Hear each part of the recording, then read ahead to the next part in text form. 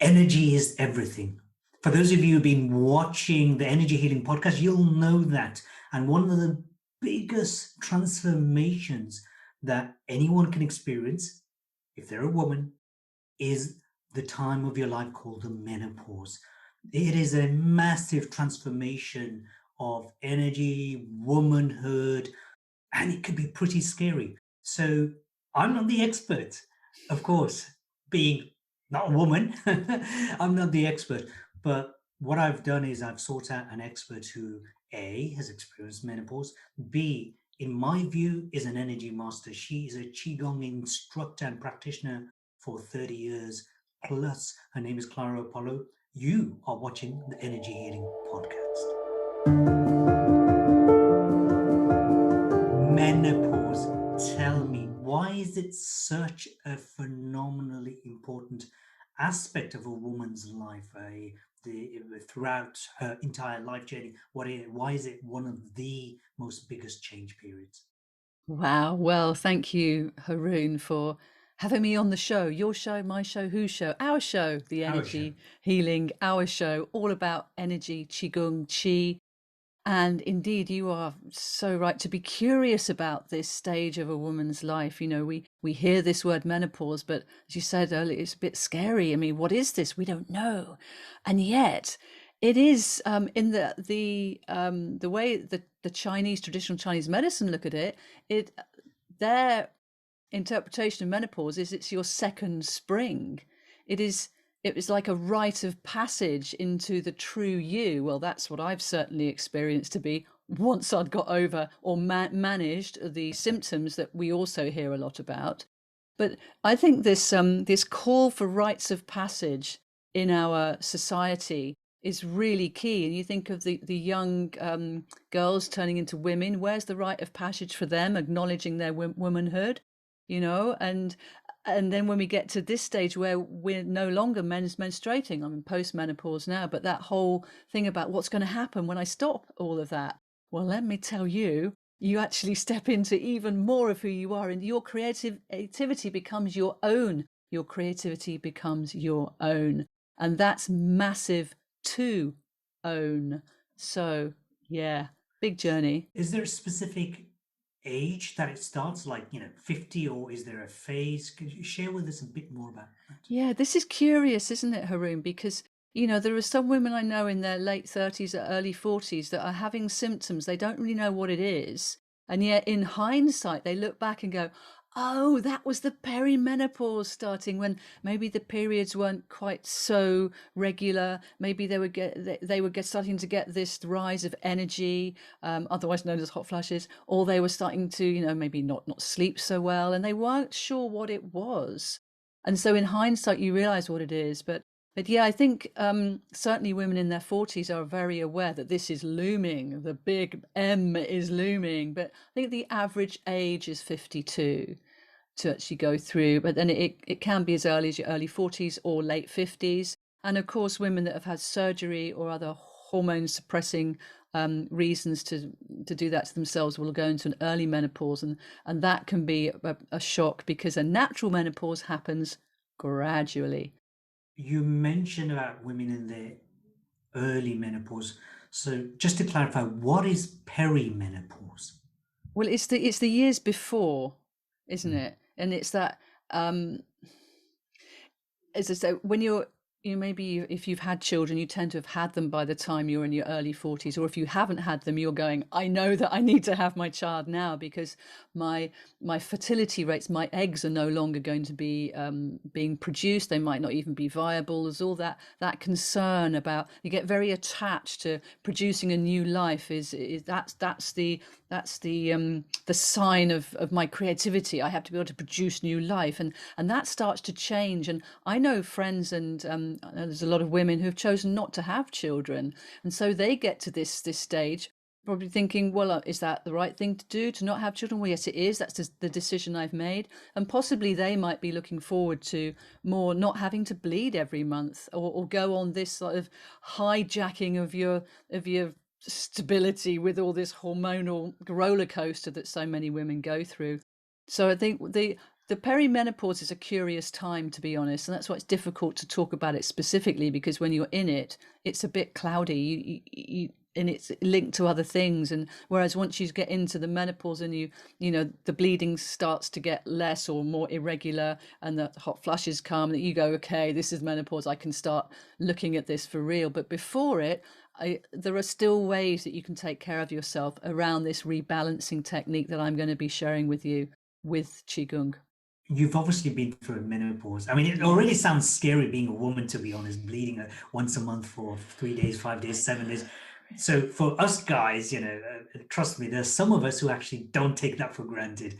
So that's scary in itself. But the big transition to how did you tell me about your own menopause story? Well, what happened to you? I've heard your story, but for the sake of our listeners, our viewers. I was in a relationship with a guy, not obviously, but I was in a relationship with a guy, and and it and it started off really really well with him. He seemed to have that sensitivity towards me. I was in my early 50s. I knew I was heading into menopause, but the more we got to know each other, the more it was really, there was a lot of incompatibility there, and basically he had issues to do with anger that then became very difficult for me to manage too. And so it turned into a sort of an emotionally abusive relationship that I couldn't get out of. Well, not initially, I couldn't get out of it because he was from a different country and wasn't able to get any kind of assistance here. So he was stuck. He was stuck with me. I was stuck with him. Or so I thought. Now, I was teaching 15 classes a week at the local leisure centres, also teaching the Qigong teacher training at the weekends, not every weekend, but I like doing the workshops with Reiki and Qigong and that kind of thing. So I was actually overworking, and I had lost my practice. I know it's embarrassing and I have to fess up, but I was so busman's holiday about it. And I actually had nowhere at home that felt safe to practice. Do you know what I mean? It was like, Mm, where is my sanctuary? mm, Well, my sanctuary became outside. My sanctuary was like when I could get away. My sanctuary was going down to the river or going to the forest, or nature was calling me back to her to resource myself. And I was getting irregular periods, so I knew that this was coming. I was getting bad headaches. I was having recurrent herpes outbreaks, and I had all this anger that coming at me and trying to deal with it. I'm an old people pleaser. I mean, I still probably got that within me, but I've really worked towards taking care of myself a lot more. But you know what I mean? You kind of think, if I just take care of, it'll be fine. If I'm more, it wasn't. It really, really wasn't. And it just became so difficult for me to particularly go in and teach of an evening because the headaches were so bad. It was like something was knocking at my brain going, wake up! And it was very scary, and I felt like a fish out of water. I didn't know where I was. It was like bewildered and confused. I don't know what to do here. Yeah, it was a tough time. so how did you deal with such a tough time? Sounds like you had so much going on at the same time. Yeah. How did you deal with the change and overwhelmed because of too much work, being stretched out? I know the feeling. Yeah, absolutely. That was it. I didn't know what my options were apart from just keep going. I'm sure it'll be all right in a minute, And of course, when you come into menopause, it's like the goddess Kali comes in and she comes in with the rights. We're going to clear out the dross. Here we go. That's going. That's going. And you're like, what? And I knew that I had to do something drastic because it wasn't going to happen unless I made something happen. My choices needed to occur for my health, and I had to put myself first. And it was a very dear friend of mine who reminded me that I had choices. She said, you can choose something different. And I'm like, wow. I mean, that probably sounds really simple to you, but at the time when I was like head full of ache and not knowing which way to turn, the thing is, Haroon, is when she said that to me, I thought, really felt really guilty because the choices that I'd made had got me to where I was in this toxic situation. I'm like, no, I did this to myself. But then you know what? When you have that, you realize that if I did this to myself, then surely I can make conscious changes for the better for me. So that was a real pivot point as to what I could do. In essence, what you're saying is you took ownership and you took responsibility. Yeah. And I know, and you know, we all know, well, no, maybe everyone knows that that's you're moving away from victimhood to Yes. like, you know what, I can lead my own life. Yes. And so you mentioned Qigong, of course. Of I know course. about it. I've got a martial arts background, healing background, and so on. With your Qigong, for those people who haven't heard of Qigong, you started integrating that. Now tell me about Qigong. First of all, what is Qigong before we go into how you started implementing that in your Right. transition phase? Well, Qigong is it's an energy cultivation exercise form. It's mind, body, spirit harmonization, and it's actually designed for this around getting your meridian lines to flow smoothly, the energy lines that travel around your body, but also get you more back into balance with the true you, that which you already are. It's linked to Chinese medicine. It underpins Tai Chi and other martial arts because it's a healing art form. So it brings your body into equilibrium or homeostasis so that you're then prepared to do your martial arts, to Mm. do everything else. Now, I was intrigued by this when I found out that Qigong's at the base of all of that. Like, what would it be like if that was at the base of my life? What would it be like if Qigong could underpin what everything else that I want to do? And that is part of what I'm here to help share with other people. How did you start implementing? Because you're already teaching Qigong, but you weren't practicing it. In I what know. way did Qigong help in your menopause? Yeah, right. Well, it called me back to practice. It basically said, remember why you even first started Qigong, which, Mm. long story short, was to do when I was a costume designer back in the 90s in London. And I got a punishing repetitive strain injury on my arms, which meant I couldn't use my arms for two years. I couldn't do any stitching, sewing, couldn't even write. And they gradually got better after about 6 months and I could dress myself. But this was a real wake up call. And that's when I started learning Qigong for myself. And because I then did my teaching qualifications and I wanted to share it with so many other people, well, the people were asking me about it, like yourself. It's like, what is this? How can this help me? I then started, as I said, teaching 15 classes a week, which was too much. So the Qigong called me back, the wisdom of Qigong called me back into that innate wisdom. Like, you have to stop doing all this stuff because you need to give to yourself. Your well is dry. You're going through the menopause. You need to sort yourself out first. All the stuff that I tell other people about, I wasn't doing for myself. I know Mm. it was very, Mm. very embarrassing. Um, so I did have to find a drastic solution to Mm. this. The drastic solution was I came back from one of my walks down to the river. I'd been in nature again. I was asking the question, how can I change this? How can I change it? And it dropped in like, if you stop teaching 15 classes a week, I still maintain my monthly classes of the teacher training because I loved doing that one. I just gave up the weekly classes. I would have to take a drastic reduction in earnings. If I did that, I wouldn't be able to afford to live where I was. If I wasn't able to afford to live where I was, then he would have to move out as well. So it suddenly occurred to me, if I made myself, I'm not going to say homeless because I was never without a home, but I'd opted to become home free. And that was the massive shift that I made. So I gave the keys back to the landlord. I stored my stuff in various different places, and I then became a house sitter. And that is the short story of a really long episode of my life. But it gave me back the time and the space to regain my practice for myself so that it becomes non negotiable self care. And that So saved me. people have heard that energy, think in terms of energy and frequency and vibration that will help you understand the universe. You going it alone away from your partner sounds like a bit of a toxic relationship there. You moving away.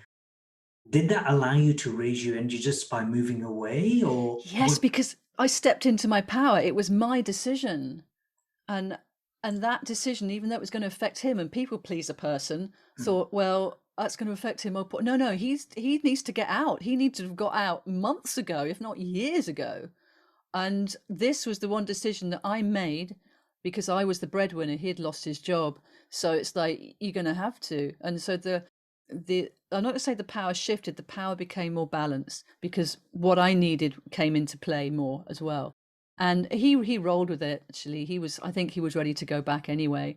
And we did stay friends. It was easier at a distance. It's like when you're in that, intenseness.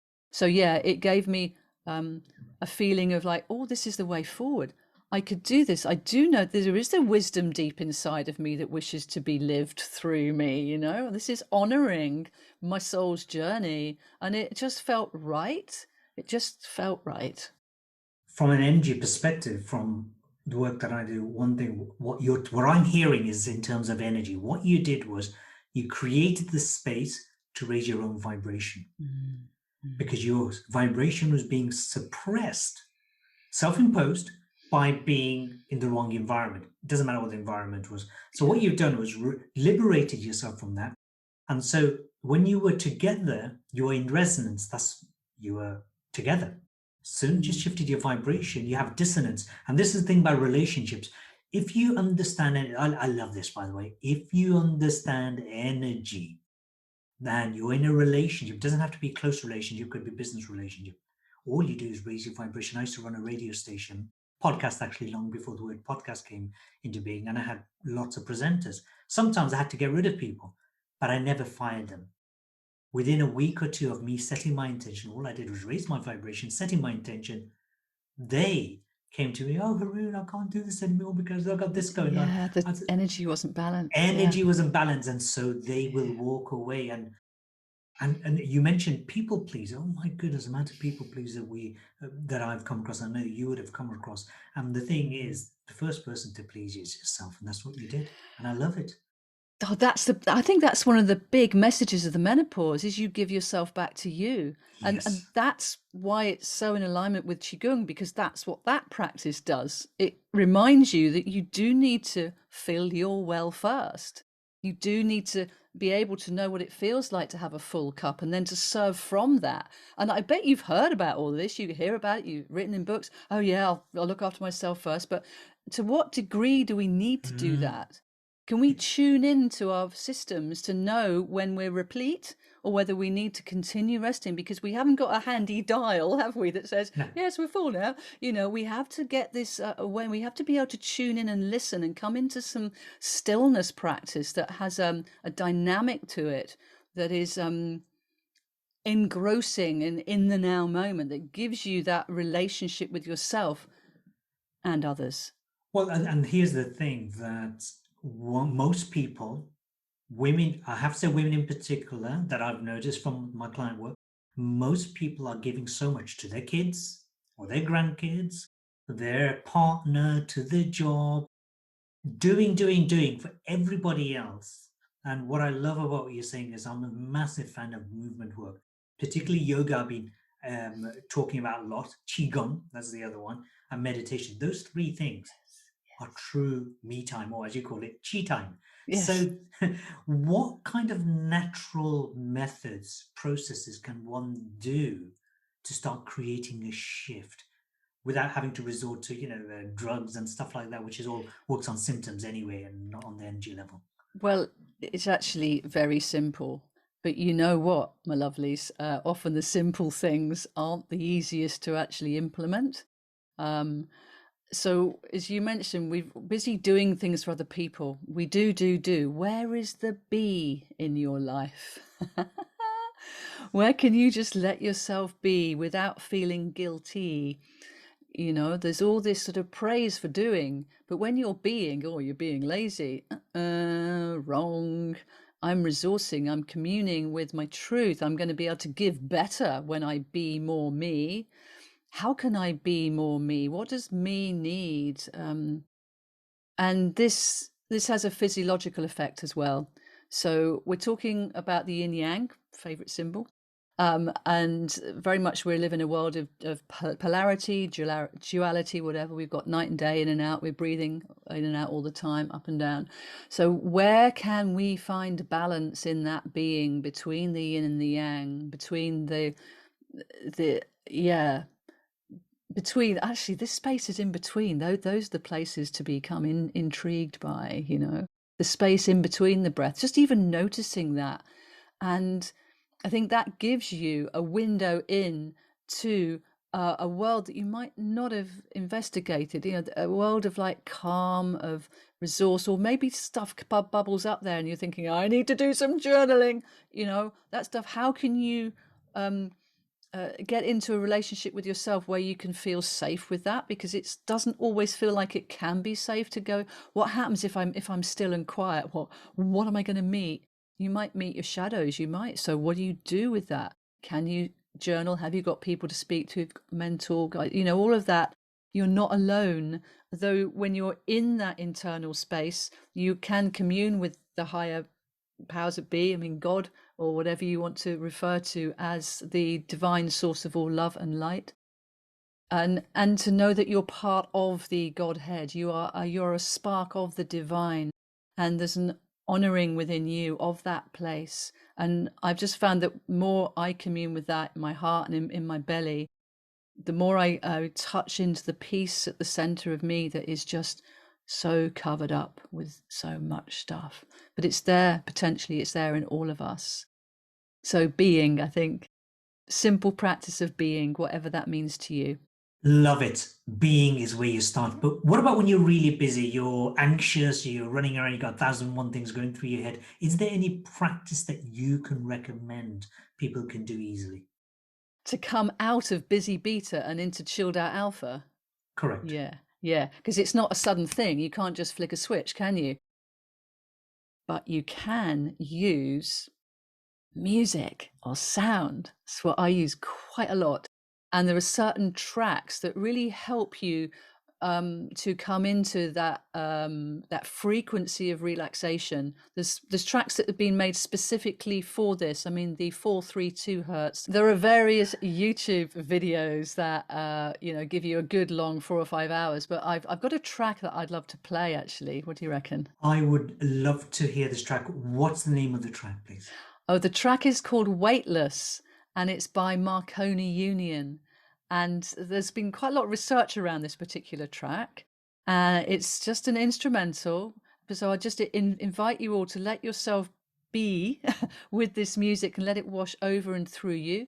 There's a gentle rhythm, but it is said to be one of the most powerful tracks to help disengage the adrenal response, basically, and bring you into a more calmed, chilled out, balanced being version of you, which is the true you, of course. That was so beautiful.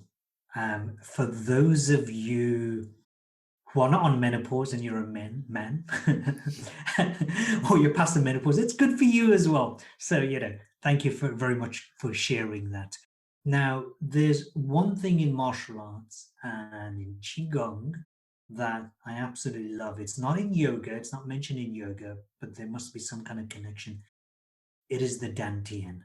What is the Dan Tien and why is it so important? Oh, what a great question. Thank you, Haroon. What is a Dan Tien? What is this? We've all heard of chakras, but have we heard of Dan Tiens? Well, maybe some of you have. Maybe some of you have. But a Dan Tien, actually, we've got 3 Dan Tiens in our energy system. One in the belly that exists co-spatially with the sacral chakra. I'm sure they have very interesting chats. I know they do. Then we have the middle Dan Tien, which is at the heart level. And then we have the upper Dan Tien that's around the third eye in the middle of the mind. And the lower Dan Tien is the one that is referred to most often. If people say Dan Tien, that's the one they are referring to. But what does it mean? It's like the words Qi and Gung, English language. Qi means energy, Gung means the cultivation of. Dan Tien, who's he? Who is that? Well, a literal translation is that it's a field of energy, but it's not any old energy. It's the most exquisite elixir, like the creamiest of energy, the most highest vibrational energy, and it is stored in your belly. It's also in your Dan Tien. It's like a light globe. We tend to traditionally refer to it as being golden, because that again is a high frequency color, and it's this sense. Even if we're even as we are sitting here or standing now, just being aware of this area in your system, in your belly, it's like how often do we hold it in? How often are we like, hold on, oh, I need to hold in my belly, yes, don't want to look fat and all of that. And yet when you see pictures of the Buddha, there's this rotundness going on, this real earthy connection. And that's it. We need to inhabit our dantians far more, because this is the home of our energy system. And it's also the center of balance physiologically. So there's a lot going on in this area. And as a woman going through menopause, you know, this is the area of all your sex organs, you know, your womb, your ovaries, they're all around the dantian area. So when we do movements around freeing up that area so it flows better, like hip circles, something like that, or rolls or belly rubs, it brings our awareness down into this area out of curiosity. If you watch martial arts, whether it be movies, so I'm a former kickboxing champion, for anyone who was wondering, and kung fu instructor years ago. I don't teach anymore. And if you watch ballet, you'll see something in common, which is if you see the movement, most people will watch the legs up and down and so on. It's actually the dantian being manipulated, being managed. So any kind of movement work, when you're walking, back down to the lower dantian. Exactly. So tell me, what happens first of all when the dantian is depleted? If someone has a depleted dantian, what are the likely things to happen? I Well, mean, maybe, obviously, 1,001 answers I'm sure you can give me. yeah, and why? How does a dantian get depleted? Yeah. You know, so let me start right back at the energy 101, energy basics. You are bequeathed a certain amount of energy when you are born. That's a combination of both your parents, and this is your primordial chi, or your jing essence. And it's said to be stored around your kidney area, which has a relationship with the dantian. The dantian is like a lake of energy that has a conversation all the time. It's in relationship with the kidneys. And when you use up this amount of energy, you die. So it's a really important resource. Now, had I been told this as a teenager, I may or may not have taken any notice of it, but at least I'd have known it was there. I used to pride myself on burning the candle at both ends, but now I realize that this is like dangerous behavior. So thankfully, coming into Qigong, it offered me really clear, salient techniques to build up whatever energy I had left. Because when you have a depleted dantian, you are so weary, you don't even feel like you want to wake. When you wake up in the morning, it's like, well, have I actually slept? You know, your fatigue levels, which means that your intellect is not as crisp and clear. It means that maybe you're having sleep problems. You can't, you're just not working well, and you don't know why. So you're reaching for the coffee or the other stimulants and the sugar and all that. Just going, there's something wrong with my energy here. You're getting that message. But because we don't talk about being able to really build up our energy per se, this is why coming into the Qigong wisdom gives us something to really work with. And it does work. It's like surprisingly easily once you let yourself. But when you think about this, Haroon, with all the fear and anxiety going around in our chronically stressed society now, we've got adrenal overload. We've got, you know, the kidneys, the adrenal glands are maxed out. There's no, this is also, it's sort of, I'm going to say, raping your vitality. Totally And agreed. Totally agreed. you know, we need to reclaim this, and that's why it's so important to get a handle on where your balance is, to disengage what we think is normal, this fight, flight, or freeze response. It's not normal. We shouldn't be in it all the time. It's dangerous, toxic. I think my own theory, I'm just making it up as I'm going along. My own theory is this, that the menopause phase is actually a time to reclaim that vital energy. By the time you get to this menopause phase, you're already exhausted because you've just been giving away, emptying your lake for everybody else. So this is a great reason why, I believe anyway, this is a great reason why this is the time to actually harness that energy. Because if you don't harness it, your life force is going to be taken away from you. And you might live to 70, 80. What's the point if you got no energy? Absolutely, that's what What I is the felt. point? I was in my early 30s and I woke up. I remember thinking, I feel like I'm 64, and the 64 is not so far off these days. I'm thinking I'm already feeling much more vital and more self-respectful than I was then. You're so right. When you come into the middle of life, we used to hear about the midlife crisis. It's not, it's the midlife wake up, I'm halfway through my life. And so do I want to carry on like this? What other options are there for me? Maybe the kids are leaving home if you've had kids. So you say that maybe the whole relationship, is this the relationship I want now moving forwards? So there's all these big questions that we can hold each other around going, yeah, I know you're going through it too. So am I.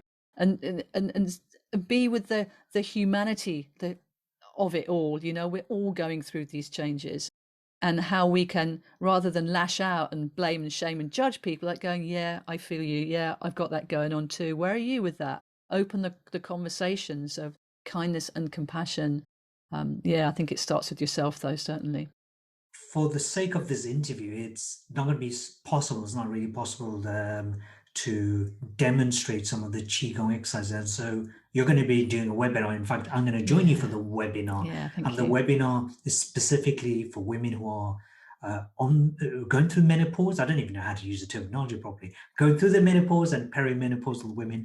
And that is about how to utilize Qigong. So you're going to share practices. Yes. So for women, coming up to menopause or going through it, to be able to harness that energy. So you're going to share Mm. some exercises. So why is qigong so powerful for women of that kind of genre bracket that I've just described? Well, I think we've been touching on this all the way through this interview, haven't we, Haroon? But it's good to really encapsulate it.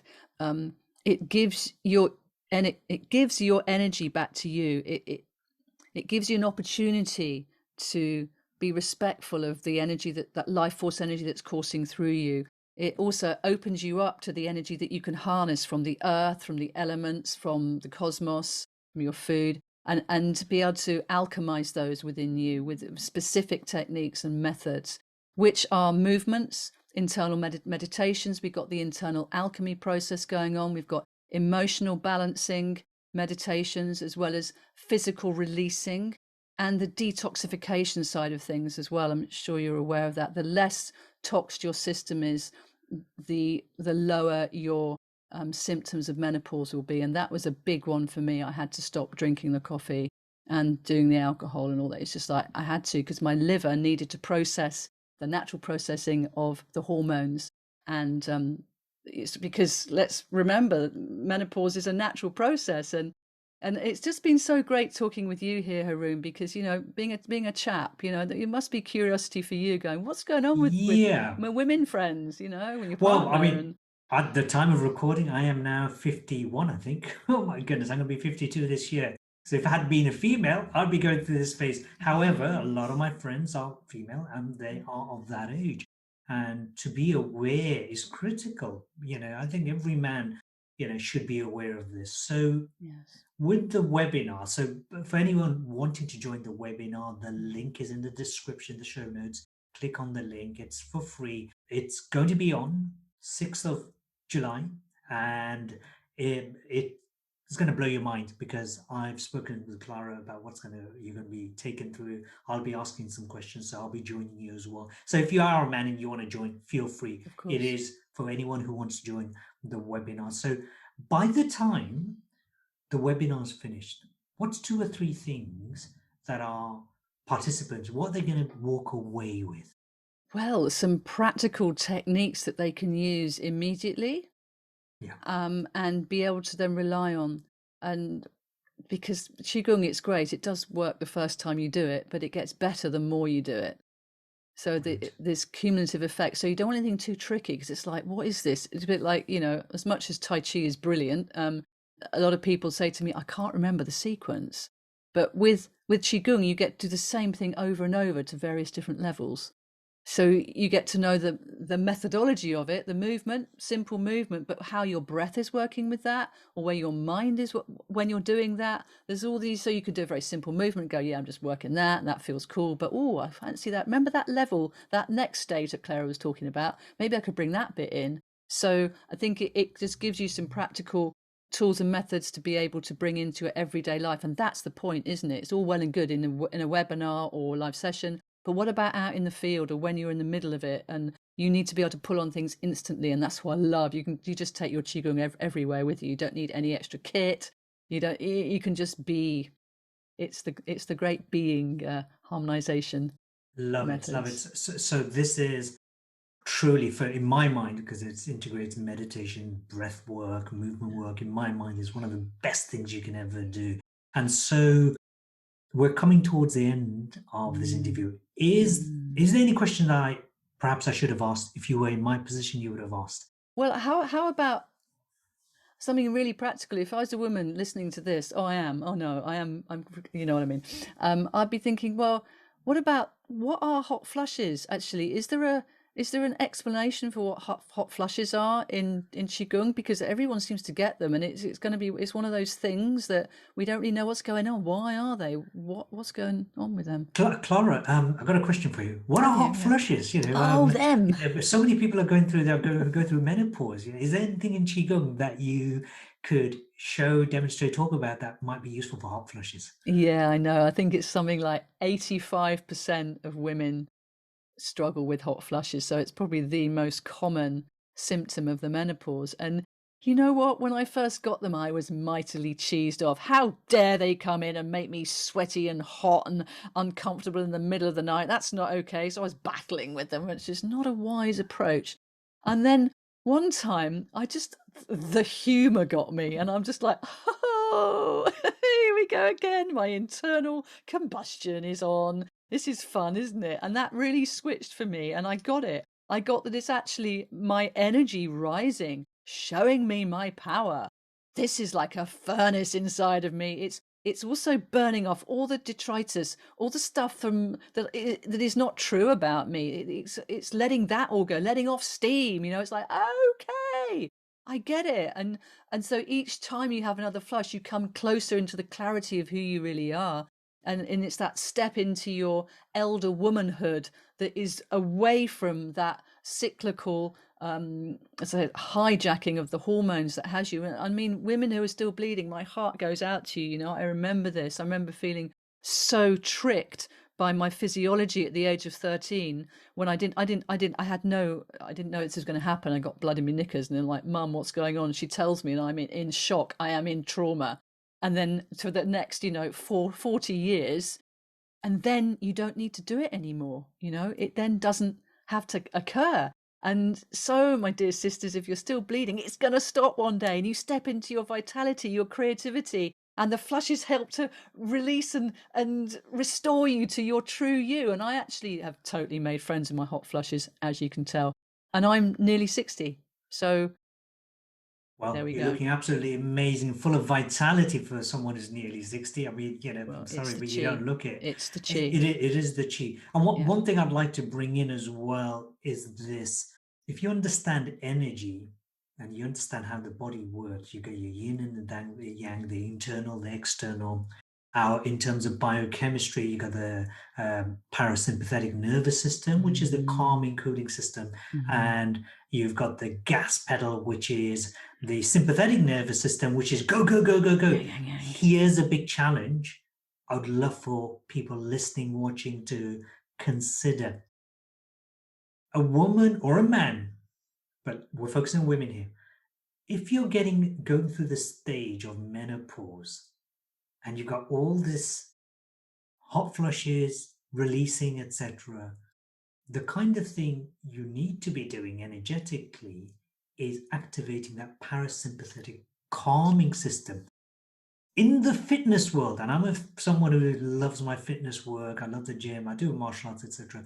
In the fitness world, they will have you do what a 20-year-old does, which is totally different. Like for men, Mm. a 40-year-old plus man shouldn't be doing what a 20-year-old guy would. The kind of thing I did as a martial artist at 20 years, I can't do now because You the shouldn't energy be. shifts, the body shifts. It's a wrong thing. So, if anything, if you are doing the wrong type of movement work, you are going to exacerbate the situation. So, it's important to work with the energy, not with your head, just because everybody else is doing. So any comments on that? Any last comments, and then we'll end Yeah, this interview. exactly. So Qigong is designed to soothe your nervous system.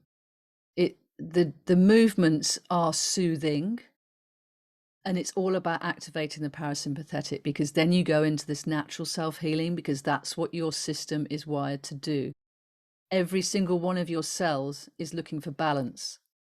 Your breath is balancing you. Equilibrium is your center line, is your center point. And when you can let yourself trust that, it's a big thing.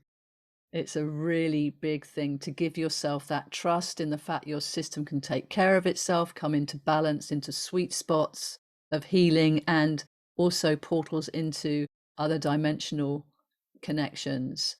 But I'm skipping ahead. It's the balance, is the piece that is so important for us to come into. And Qigong is the mind, body, spirit exercise form that is designed specifically for that. I'm not saying that other ones don't help with it, like the yogas and meditations part of Qigong anyway, but Qigong actually is designed for this. So that's why it is.